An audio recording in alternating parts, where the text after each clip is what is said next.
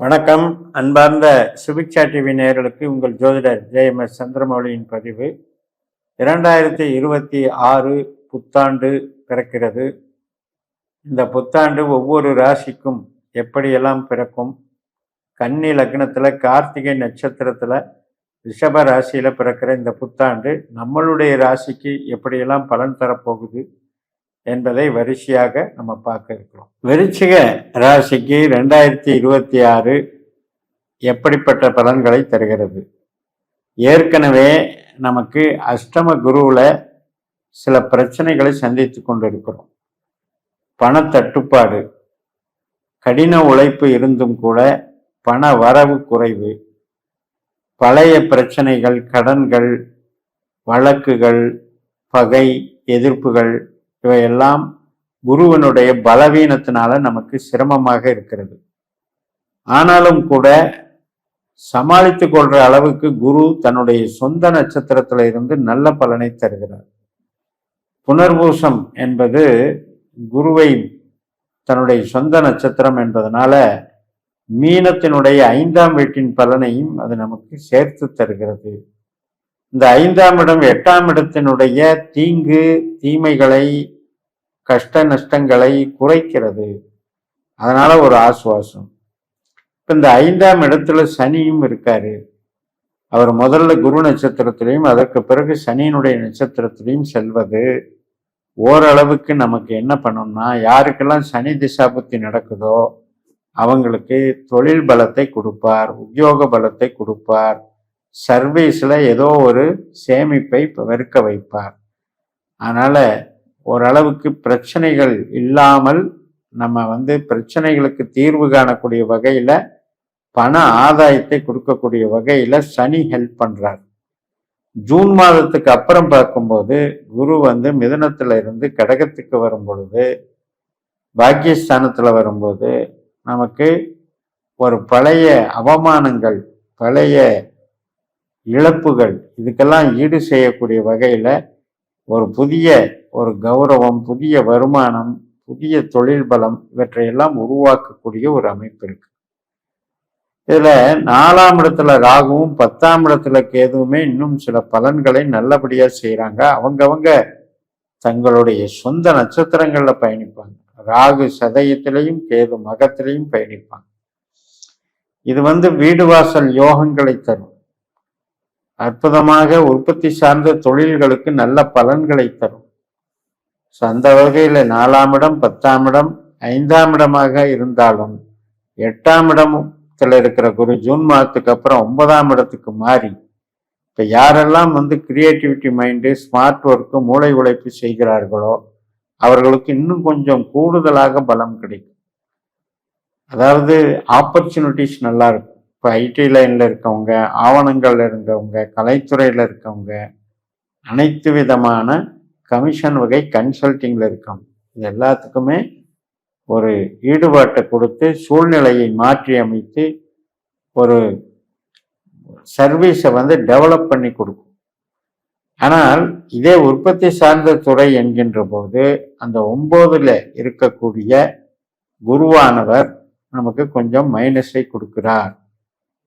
அதாவது அருளுக்கு நல்லா இருக்கு, பொருளுக்கு நல்லா இல்லை, உறவுக்கு நல்லா இருக்கு, அதே மாதிரி தொழிலுக்கு, உற்பத்தி சார்ந்த தொழிலுக்கு நல்லா இல்லை அப்படின்ற ஒரு அமைப்பை இங்கே ஏற்படுகிறார் சனியும் குருவும்.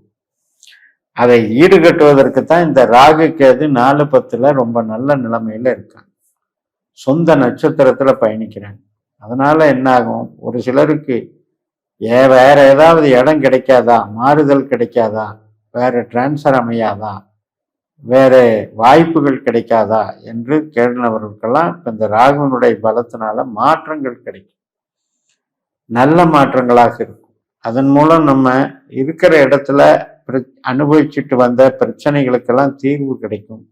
கஷ்ட நஷ்டங்களுக்கெல்லாம் ஒரு தீர்வு கிடைக்கும். ஸோ அந்த வகையில வளர்ச்சிகளை கொடுக்கக்கூடிய ஒரு அற்புதமான ஆண்டாக விருச்சிகத்துக்கு இருக்கிறது. நம்முடைய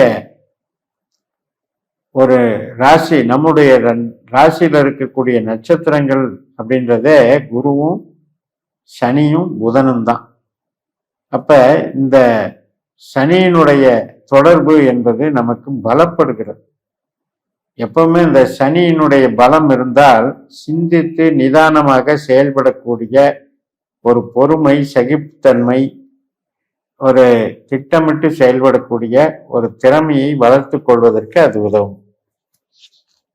அதனால சனி பொறுத்த வரைக்கும் கஷ்டங்கள், ஒரு கடினமான தாமதமான பலன்கள் மற்றும் உழைப்புக்கு இடைஞ்சல்கள் இதெல்லாம் இருந்ததெல்லாம் மாறி அது சுமூகமாக ரொட்டீனாக ஒரு தொழிலை செய்கிறோமா, அது ரெகுலரா பண்ணிட்டு இருக்கிற அளவுக்கு இந்த சூழ்நிலைகளை உருவாக்கி கொடுத்துரும். மெயினா 9ஆம் இடம் என்பது குலதெய்வ ஸ்தானம், மேல் படிப்பு ஸ்தானம், வெளிநாட்டு ஸ்தானம், தந்தை வர்க்கங்கள் சம்பந்தப்பட்ட ஸ்தானம். அதுல குருவனுடைய பலனும் 5ஆம் வீட்டுல சனியினுடைய பலனும் என்ன சொல்றதுன்னா, நம்ம குடும்பத்துல இருக்கக்கூடிய சில பிரச்சனைகள், தெய்வ அனுக்கிரக தடை, குலதெய்வ சாபம், முன்னோர்கள் சாபங்கள், இது மாதிரியான விஷயங்கள், ஒரு சில ஜாதகத்துல குறைபாடுகள்னு சொல்றோம், பிரம்மகத்தி தோஷம், மற்றபடி சனி கிரகத்தினுடைய தாக்கங்கள், இதையெல்லாம் வீரியம் இழக்க செய்யக்கூடிய அமைப்பு இந்த பாக்கியஸ்தானத்துல இருக்கக்கூடிய குருவுக்கு உண்டு. அப்படிப்பட்ட ஒரு சாப விமோச்சனம் அல்லது பிரச்சனைகளிலிருந்து விடுபடுவதற்கான தீர்வுகள் கிடைக்கக்கூடிய ஒரு வருடமாக இது இருக்கும். பேச்சு, பணம், இதன் மூலமாக நமக்கு ஒரு மாற்றங்கள் ஏற்படக்கூடிய அமைப்பு, கௌரவங்கள் ஏற்படக்கூடிய அமைப்பு. ஆனா ஒரு வகையில பார்த்தீங்க அப்படின்னா ஏதோ ஒரு வகையில ஒர்க் ஆகிக்கிட்டே இருக்குமோ ஒழிய சேமிக்க முடியாது. இந்த குருவானவர் ஜூன் மாதத்துக்கு அப்புறம் என்ன பண்றாருன்னா 2ஆம் வீட்டுக்கு 8ஆம் வீடாக கடகராசி இருக்கிறதுனால சேமிப்பதற்கு வாய்ப்பில்லாமல் செய்து கொண்டே இருப்பார். சனியும் அப்படித்தான்.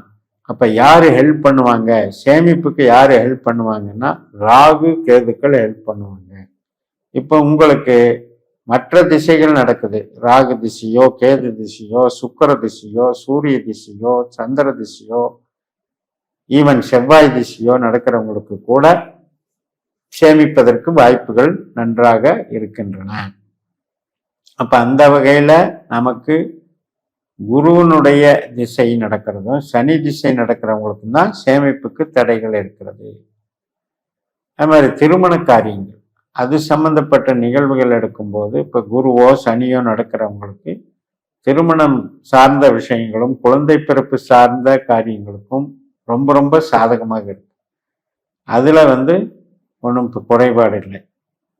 இப்போ இடம் வாங்குறோம், வீடு கட்டுறோம், சொந்தமா கன்ஸ்ட்ரக்ஷன் தொழில் பண்றோம் அப்படின்னா உங்களுக்கு ராகு திசை நடந்து கொண்டு இருந்தது என்றால் அதற்கான மாற்றங்களை பண்ணி கொடுத்துரும். இப்ப அதே நமக்கு ராகு நம்ம ஜனன ஜாதகத்தின்படி தொழில் கிரகமாக இருக்க வேண்டும், 2, 6, 10 தொடர்புல இருந்தது அப்படின்னா அந்த மாதிரி பண்ணி கொடுக்கும். அது இல்லாத அமைப்புல இருக்கவங்களுக்கு இதே ராகு என்ன பண்ணணும்னா இடத்தை மாற்றி விட்டுரும், இடத்தை விற்க வேண்டி வரும், அல்லது ஒரு டிரான்ஸ்ஃபர் ஆடுறதுனால ஊரை மாற்ற வேண்டி வரும். இது மாதிரி விஷயங்களையும் ராகு செய்யும். எது எப்படி இருப்பினும் நமக்கு 5ஆம் வீட்டில் உள்ள சனி, 9ஆம் வீட்டில் உள்ள குரு நமக்கு தர்மத்தையும் தரும், தொழில் பலத்தையும் தரும் என்று சொல்லி நிறைவு செய்கிறேன். இந்த சேனலை சப்ஸ்கிரைப் பண்ணி ஷேர் பண்ணுங்க. உங்கள் தனிப்பட்ட ஜாதக பலாபலன்களை என்னுடைய வாட்ஸ்அப் நம்பரில் தொடர்பு கொண்டு பலன் பெறுங்கள். உங்களிடமிருந்து விடைபெறுகிறேன். உங்கள் ஜெயம் எஸ். நன்றி, வணக்கம்.